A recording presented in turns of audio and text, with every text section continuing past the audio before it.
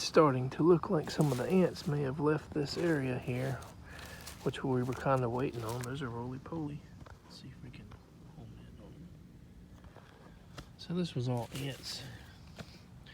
So when they leave, if they've all left, we can potentially maybe plant our other main tree here, which I'm not going to mention it until we do a video about it. This is the raised like aged wood chip bed or whatever. So that was the marker, that big stump of where, you know, when I filled everything in, I could have a spot to dig in to put the roots and stuff in there. No sign of blooming yet on the bananas. So we always want them to bloom really early in the season so that they could possibly have something edible, whether it's like a really green but large enough to eat, plantain-like banana, you know, like a similar to like a potato you can bake, or, you know, if it goes further, it'll be a sweet, you know, dessert treat. 2 passion fruit maypops fell off the vine, so this is what you're supposed to wait for before you eat them. They don't feel very heavy. Got a little bit of ink to them, but when they form initially, they have like no weight. They're like just an air bubble or something like that.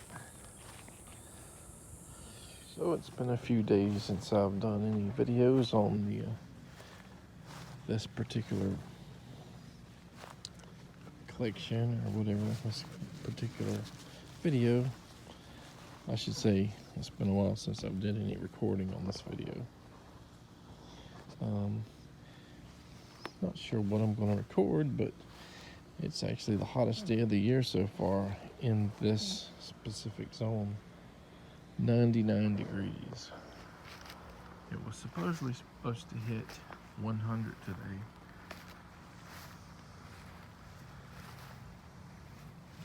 You can see some things kind of drooping. Sweet potatoes there, and here directly in the sunlight. It is a scorcher. You could probably easily get sunburned without even knowing it. But, you know, you walk toward the shade and it's cooler. It doesn't particularly feel much hotter than 91 or whatever. Despite this heat, we do have clouds like weaving in and out of here, as you can see. So it's not always like bright and sunny. And between that and the really tall grass and weeds and, you know, bushes in so many areas right now, we still have tons of mosquitoes. It's like probably not even 2:30 p.m. But look at what we do have. Muscadines. And we have not revitalized our muscadine vines, which are kind of like in a row here originally. So they're growing over the old buck pen. They're growing into the mulberry trees. They're all over the ground now. So this is very nice. Although the mosquitoes and all are not going to make it easy to pick any significant amount. There's a giant grasshopper there too. Let's see if we can get him. Whee! There he is. What's also strange is some of the mulberries are starting to bloom again. I'll look really close up this mulberry tree, which you may not even be able to see on video. There are vines all the way to the top of it, probably 20 feet plus. It seems like only that vine or vines over there on that one side of the property is full of muscadines. These guys here may be a little bit more out in the open, so if they had any earlier, you know, up this other red mulberry tree, you know, birds or something might have just got it because it's so open. They're all over the, you know, bottlebrush tree again.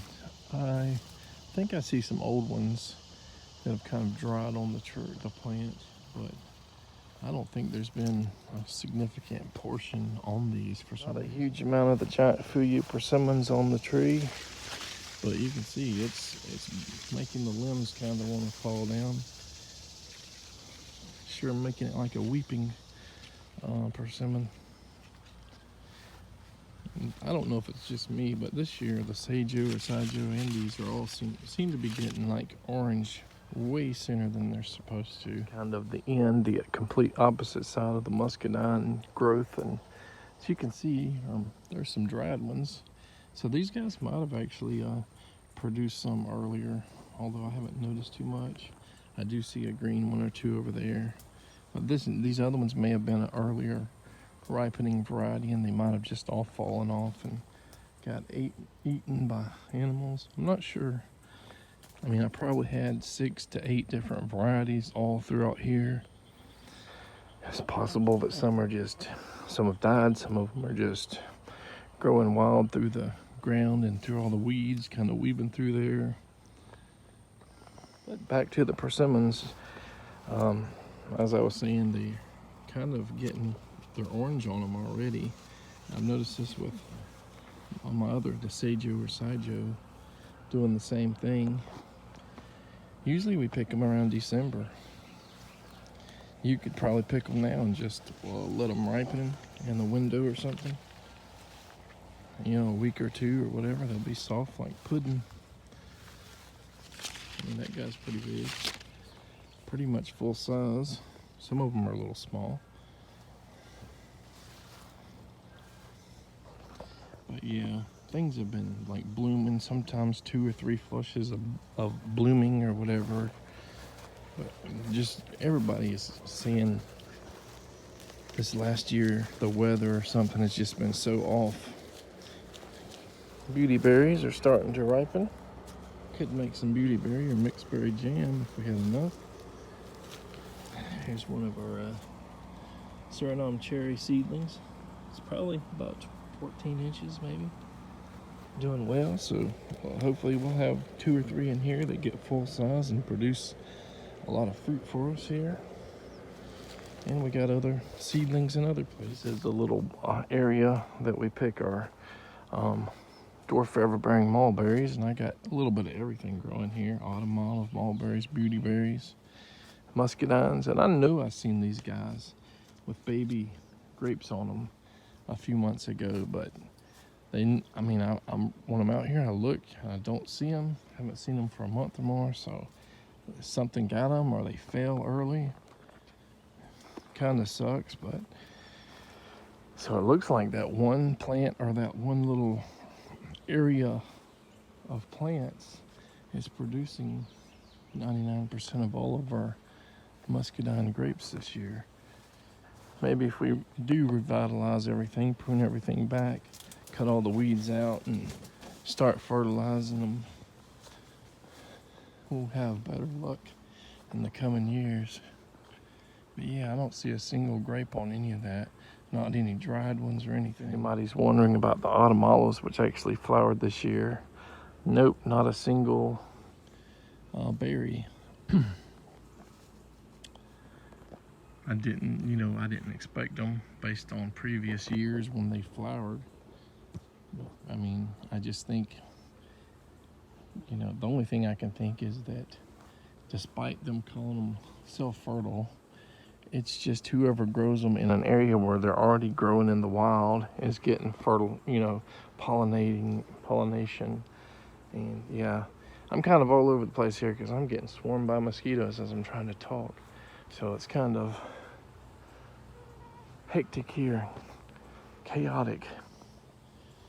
But yeah, I really don't believe they're self-pollinating unless this specific one isn't, and other cultivars may be.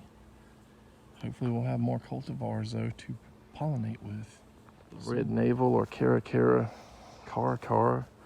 is full of oranges, navel oranges.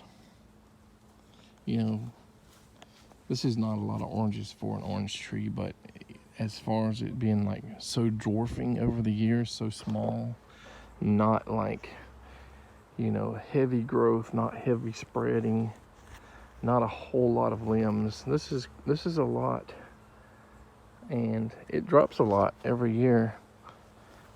So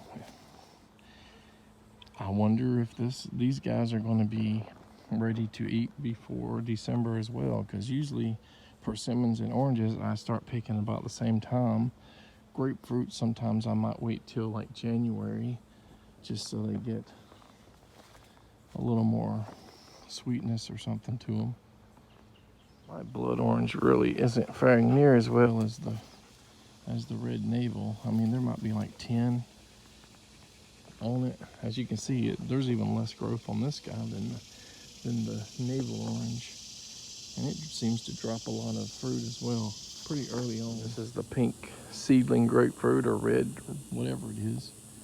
I'm already seeing pink blush on it, on some of the fruit, and they're small. So again, we might have early ripening of everything this year. Of course, the Meyer lemon or Mayer lemon fruit flowered late, so instead of early ripening, we might have late ripening, or you know, they may not even develop fully, you know, because it's so late in the year. I'm not sure. This did have a lot of fruit drop this year, but there's probably still 30 or more on it, and I can't wait to taste it, see how sweet they are and how flavorful.